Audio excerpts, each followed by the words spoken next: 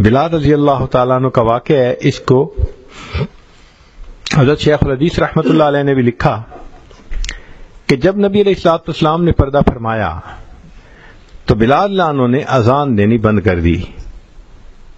کہنے لگے کہ پہلے میں اذان دیتا تھا تو نبی علیہ الصلوۃ والسلام کا دیدار بھی کرتا تھا، اب میں اگر اذان دوں گا اور دیدار نہ کر سکوں گا تو یہ چیز مجھ سے برداشت نہیں ہو سکے گی. چنانچہ ہجرت کر کے شام چلے گئے. بلاد شام کی طرف ہجرت کرنے کے مستقل فضائل ہیں، حدیث پاک سے ثابت ہے. پھر اس کے بعد انہوں نے اپنی بقیہ زندگی میں صرف 2 مرتبہ اذان دی ہے. وہ کیسے کہ جب بیت المقدس فتح ہوا تو اس وقت بھی بلال لانو وہیں تھے، تو عمر لانو نے فرمایا بلال، نبی علیہ السلام کے زمانے میں تم ہمیں اللہ اکبر اذان کی آواز سناتے تھے، آج اللہ نے بیت المقدس کو فتح کروا دیا تو میرا جی چاہتا ہے قبلہ اول میں بھی میں تمہاری اذان سنوں. اب امیر المومنین کا حکم ایسا تھا کہ انکار کی گنجائش نہ تھی، تو بلال لانو نے اذان دی. پھر اس کے بعد دوسرا موقع حضرت شیخ الحدیث رحمۃ اللہ علیہ نے اس کو لکھا کہ بلال لانو رات کو سوئے ہوئے ہیں، نبی علیہ الصلوۃ والسلام کی دیدار نصیب ہوا تو نبی علیہ السلام نے فرمایا بلال کتنی سرد مہری ہے کہ اتنا عرصہ گزر گیا تم ہمارے پاس آتے ہی نہیں. جہاں محبت ہوتی ہے وہاں محبت کے شکوے بھی ہوتے ہیں کہ بلال کتنی سرد مہری ہے، اتنا عرصہ ہو گیا تم ہمارے پاس نہیں آئے. آنکھ کھل گئی.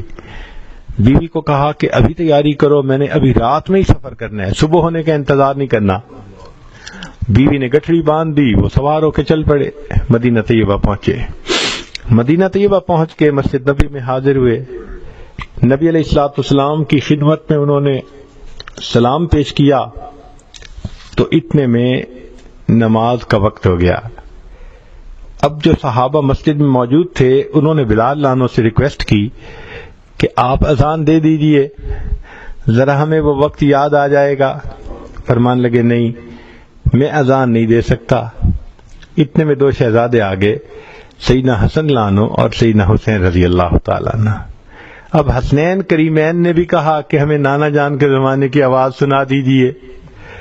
اب 2 شہزادوں کی فرمائش ایسی بات تھی کہ انکار کی گنجائش نہ تھی،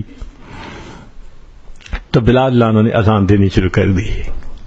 جب انہوں نے کہا نا اللہ اکبر اور صحابہ کے کانوں میں وہ آواز پڑی جو آواز وہ محبوب صلی اللہ علیہ وسلم کے زمانے میں سنا کرتے تھے، تو نبی علیہ السلام کی یاد نے جوش مارا. مرد مسجد میں رونے لگ گئے، آنکھوں میں آنسو ہیں.